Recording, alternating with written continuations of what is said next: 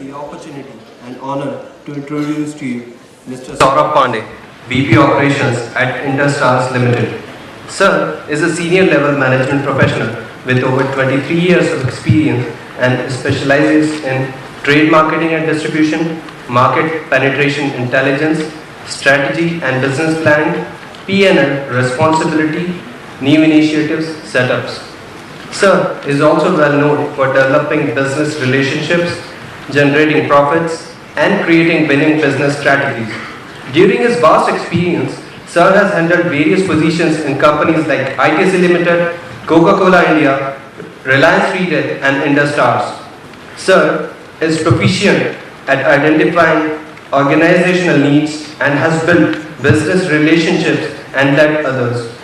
Sir is also known for motivating groups, establishing project missions, developing strategic plans to win new businesses, and adjusting to market conditions to develop mutually respectful and trust relationship with the clients. The unique quality of Sir is to remain cool under tremendous pressure. This helps him to remain focused and achieve results which are extraordinary. Sir has done Bachelor of Arts in Psychology, Economics and Ancient History at University of Allahabad. Thank you. I'd like to take this opportunity to first to thank Dr. Zoyarkar for having invited me here to address you all. So I'll basically try and tell you what Interstars is all about, how it was formed, what are the challenges that we faced and we still face, and what do we do in terms of the theme of my talk would be on engage, connect and grow. So I'll try and see if I can do justice to this and meet your expectations.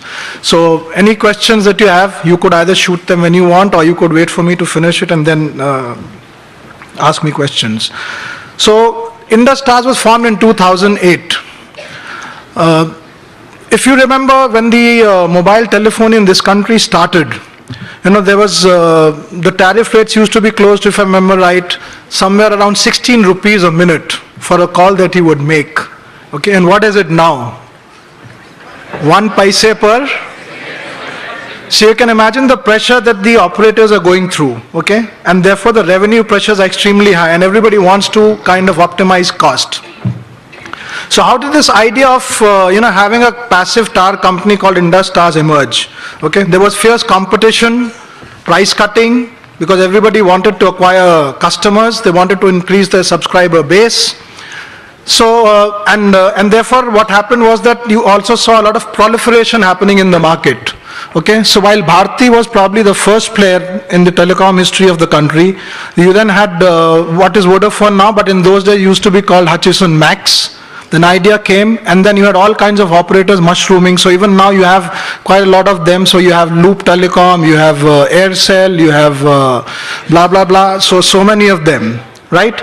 So because of this, okay, and the operators therefore wanted to focus on the front end, which means that they wanted to make sure that they focus on the customer angle, okay, and they have a partner who can take care of the infrastructure provision for them, right? So Bharti Airtel, Vodafone and Idea came together and they decided that they would create this company. So they are the joint JV partners for us. Okay, Bharti holds a 42% stake, Vodafone holds a 42% stake and Idea holds the balance, which is 16%, right? So that's how Interstars was formed. It had its own challenges when we got together. So what were the challenges? So what happened was that when these companies merged and we formed Indus Towers, okay, so there were a lot of people who came into this company from these separate entities, okay. So the first big challenge was that we had a workforce which came from diverse cultures, diverse work practices, different systems and processes, right? So it was a big challenge to make sure that how do we align everybody and come on a common platform. So what did we do? Okay, so we had these sets of people. There was obviously at that time a major need to roll out. Okay, when I say roll out, people were in a hurry to make sure that they corner every nook and corner of the market. So there was a focus on expansion. Some company had a focus on, what I do will do profitably, and therefore I'll focus on consolidation. So there were these differences, and we had to align all of them. So it was a big challenge for us to make sure that our team and the team which came on board from the other operators was aligned towards common objectives. Okay, so what were the common objectives for then Indus Towers? So one was to make sure that we upgrade and maintain the existing sites. Because when these companies were separate entities, there was no concept of sharing of a single tower. Okay, because they set up their own towers based on their own strategy, okay, and based on the location preferences that they had. So there was no concept of sharing at all. But when the price was started and there was pressure on revenue and people wanted to reduce the cost lines, that was also one of the reasons why these big players merged and said that let us get into sharing. Okay, so what happened was that a single tenancy tower, okay, started getting converted into 2 tenancies and triple tenancies. Okay, then came in the other players, so the smaller ones. So they also started sharing these towers. Okay, so that was one of the objectives that we had. Nevertheless, we also had to cater to the demands of the operators of making new towers for them. Okay, so if you look at it, the way this thing operates is that they want sites for coverage, and they want sites for new towns. Okay, so for new towns typically would be new sites, and sites within the same town where they already present would be larger for coverage, because maybe the current site already has is coverage full, right? Is operating at full capacity. But there was also a pressure on making sure that with sharing, how do we bring down the cost of rentals, which we pay to the landlords from where we take the properties for on lease, and energy was a big thing. Okay, so energy cost, how is it reduced? So if you look at the passive infrastructure, okay, Indus Towers is in the business of supplying what? We supply the tower, we supply power, along with power, of course, the alternate sources of power. So while we say that the primary source of power is electricity, we have to give them backups in terms of, given the power condition in this country, we have to give them backups in terms of DG sets and a battery backup as well. Okay? So it's a huge cost, and in most of the places where electricity supply is erratic, and especially the other parts of the country, not necessarily this part of the country, in the east and all where power is scarce, number of times the sites have to run on diesel. Now the cost of running the site on diesel, okay, is probably 6 times as high as the cost of running the site on electricity. Okay, so if you take, let's say a state like UP East, okay, where the tariff for electricity is just about 5 rupees some paise per unit. The cost of diesel is to the tune of 45 rupees. Okay, and so therefore operators wanted solutions of what could be done, okay, as an alternate source of electricity, which was a cheaper source. Okay, so we had to meet these expectations of the operators because of the cost pressures, and that's when we started doing a whole lot of things, which I'll talk about as I go along. So what are the pillars of success? Okay, so in every company you have some people who make all the difference. So Indus, for us, the first priority is the customer. He remains at the top of the pyramid, because unless the customer gives us business and we satisfy his needs, okay, we won't be in the business for long. Now, the balance 3, and the balance 3 when I'm saying landlords or the CSP that you see, CSP are what we call as cell site partners. Okay, these are none other than the landlords from whom we take space for building up the tower and creating the infrastructure. Then we have a partner community, which is the vendors, okay, who do activities like, who carry out projects. So they will construct a site, okay, hand it over to our teams, who will then do the operation and maintenance of these sites to make sure that there is no compromise on the uptime. Okay, so uptime also means network availability. You people would have observed that at times when you are traveling, okay, or maybe at times you are in a zone where you don't get coverage. Okay, so that is one which is called the quality of coverage. Okay, but there are times when sometimes there is a problem on a particular site, it goes down. When the site stops radiating is when you don't get coverage also. Okay, and then of course we have the employees. So while we connect with the voice of the customer and we try and understand what is it that they want from us, okay, we also make sure that we engage productively with our landlords, with our vendor community, and of course the employees, because these 3 are the ones who ultimately make sure that we deliver to our customers' expectations. Okay, So in terms of customers, what we did was, since all of them had their own practices and their own processes in place, okay, we had the challenge of merging everything into one and arriving at one common platform.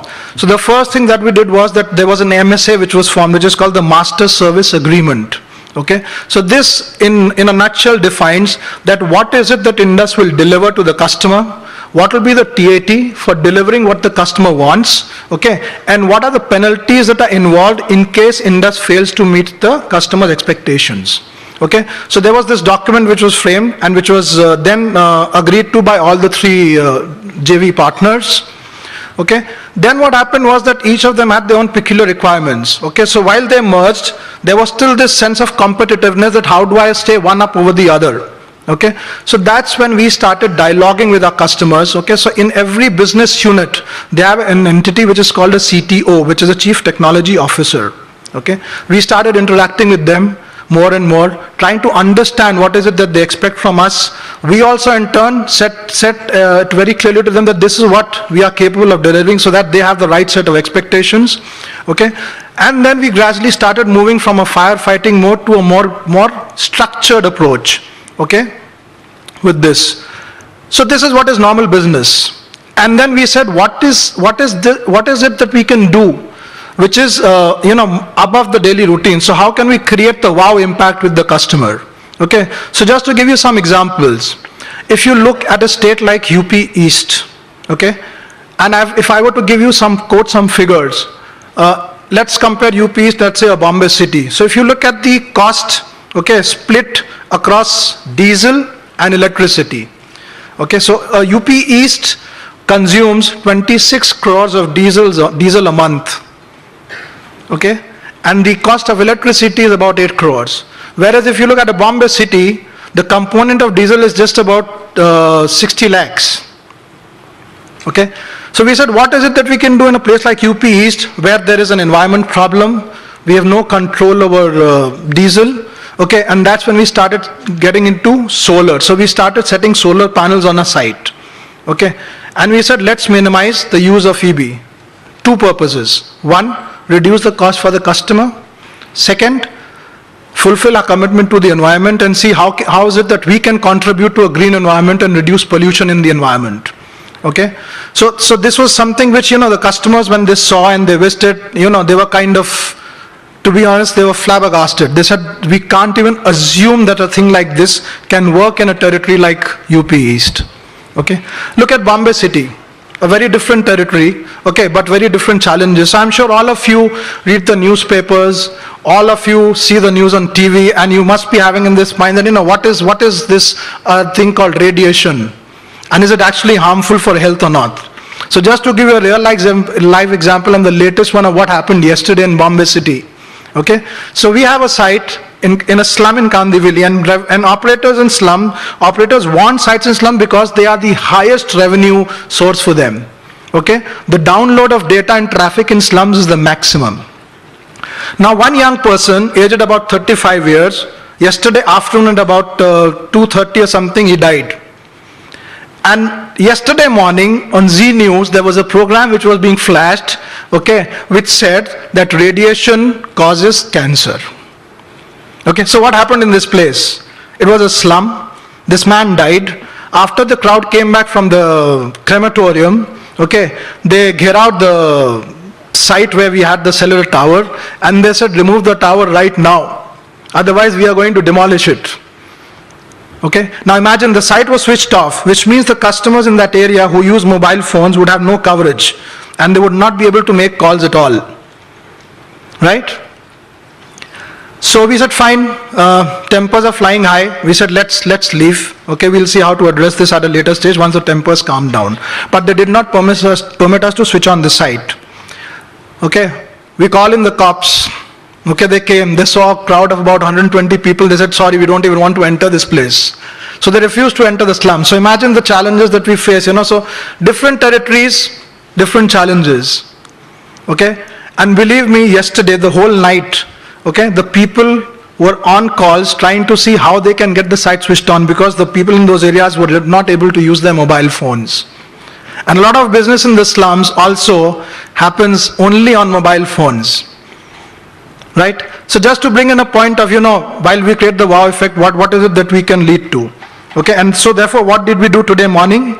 Okay, one of the teams went, we made a presentation to their people, okay, and the slum people are educated, mind you, the slums in Bombay are actually not the slums. Okay, you'll probably find, you might not be having a certain gadget in your own house, okay, but the guys in the slums will have it. Okay, so we created we have an audio visual, okay, which talks about all these issues on radiation. The presentation was made, okay, half the people got convinced, half didn't, okay, but the news that came to me about 2 hours back was that finally they succumbed and they agreed that yes, this is not harmful, and the site got switched on. Okay, so that's when the customer said, wow, you've overcome a situation which even the police couldn't handle to you. Okay, so what do we do, in terms of engagement with our business community, our partners, our landlords? So Indus does something which is called the Indus Bandhan, okay, which is nothing but we go to housing societies, okay, during festivals, okay, and we do activities like, for example, all of you know who are from Maharashtra and who are not also understand the importance of this festival called Gudi Padwa, okay. So we visit societies. We do some program with the people, we'll call the children, we give them gifts, we organize a DJ, so we call the people down, they play colors, okay, and so what we did here was we distributed, this, what do you call the tree, the good luck tree, the bamboo shoots, okay, so that we distributed that, okay, on Janmashtami when you have this Handi Phor, Govinda's thing, okay, so we cover societies, we make sure we go and do some kind of sponsorship, we get people engaged in games, at the same time educating them about mobile telephony. So various events that we keep doing. So also around health. So we did something last when the schools reopened after the summer vacations. We call this activity as Back to School, where we went to societies and we distributed notebooks, stationery, pencils, erasers, all these kind of stuff to the various children.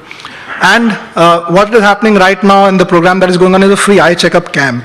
Okay, so we try and cover about 100 societies in a month. Okay, so we have TAs on close to about 4,300 societies in Bombay city. So we're looking at a calendar of events where we can cover these societies, okay, in the next maybe 10 to 11 months and see, because this does, bring them to get favorably disposed towards you. Okay, plus also to educate them on what is the reality and what's the myth around this thing called radiation.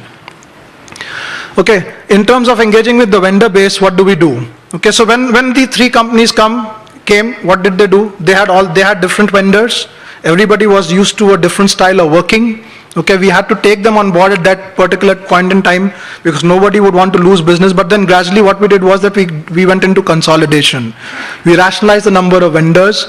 We made sure we had top quality vendors remain in the system, and the ones who were not so good were gradually weeded out of the system. Okay, so then we got on this system, this thing of something called national TSPs. So while we ensure that we have the local flavor, because the people in the local environment understand the environment best, we also made sure that we had people who had the ability to invest in the scale of business that we have, and so let there be common vendors across the nation. Okay, so it gets handled centrally. And moreover, we treat them as partners. So what do? We do a kind of R&R for them, okay, at the business unit level. So every month what happens is there's an evaluation which is done. So who's the top performing service provider for us? And we do a small get together and a reward and recognition for him. And annually, all these vendors are called at our corporate headquarters, which is in Gurgaon, over one full day, this thing, and that's where they get rewarded. So we have vendors who do our projects, we have security providers, we have our operations and maintenance experts, we have our SAT experts who are largely involved in the maintenance of equipment. Okay, last but not the least, our own people. Okay, so this entire industry is all about people and teamwork, because we have various functions, and unless the functions move together like a well-lubricated machine, it is not possible for us to deliver the results in the time that we have committed as per our agreements with the operators, right? So teamwork is something which is very, very critical, and we do a whole lot of activity around this. So, we also have something called, which we in our terminology call SIM, which is called SYM, which is Speak Your Mind. Okay, so while at the business unit level, again, we do a whole lot of engagement with them in terms of celebrating local functions within the office. We create that environment within the office, and we make sure that for 2-3 hours people take off from work, and we engage in a lot of fun and frolic where they feel part of the team. What we also do is that in the Speak Your Mind survey, the confidentiality of the person is maintained. He's free to say whatever he wants. Okay, so there's a set of questionnaires, and then then the organization gets rated on the employee satisfaction survey. So it's done by I'm sure a lot of you would have heard about it. It's done by an agency called Gallup. And mind you, Gallup does, most of the companies who take this survey are companies who are more than 20 years old in this country. But we started this last year after having completed 4 years. Okay, so just to share with you, last year on a scale of 5, our employee engagement score was 3.7, and this year we touched 4.5.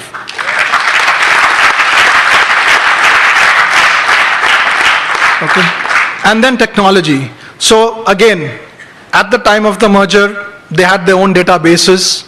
So imagine the chaos that was there in the system. People had different formats. So, one company had its own format of maintaining its site database, its inventory details, everything. All of them were different. And there was chaos. And most of it was on Excel.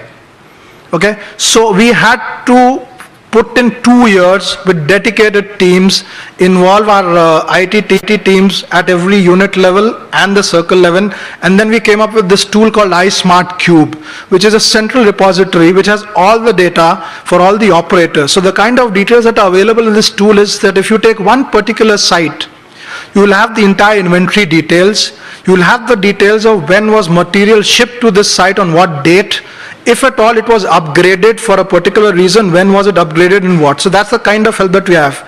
We also have 2 TOCs, which are called the TAR Operation Centers. So one for South and West circles is housed in Chennai, and for the North and East circles is housed in Gurgaon. Now, if you see that, unfortunately, I have not been able to bring a photograph of that.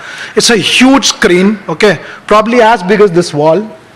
Okay, and what flashes on this screen every moment is that for every circle, okay, so for a UP East or for a Gurgaon or for a Haryana and a Punjab, any site, okay, which is likely to go on outage. On outage means that the coverage will get blocked in that area. Before the site goes on outage, due to a passive infra reason, okay, there is a warning which gets flashed on the screen. So if a light set, let's say the site has no power, electricity is gone and the site is running on battery, it will immediately say that so-and-so site at this location is running on battery. And that alarm from that system gets triggered to the technician, who is the person on the ground who is in charge of that site. Okay? So he immediately rushes to the site, checks why is the DG not running. If it is not running, what is it that we need to make sure that the site goes on DG. So we prevent outages like that. Okay, so uptime of 99.95 is what is the agreement that we have with the customer, that's the kind of uptime we'll provide them. And currently Pan India we are at 99.97. So there are circles which are below the agreed level. For example, UP East has its challenges in terms of environment. So yes, the UP East circle does not do MSA compliance. Okay, but there are others which are at 6 sigma level of 99.999. That's how we manage it at a national level. Okay, so from then to now, so with this, all these things having been done, where are we? So let me tell you first, before I conclude, on what is it that Indus did in terms of its vision. So Indus's vision statement is we transform lives by enabling communication. And, I've worked in a lot of companies. What is the vision statement? One fine day, the chairman says something, okay, that this is the vision and the mission of the company, and that's what the employees absorb.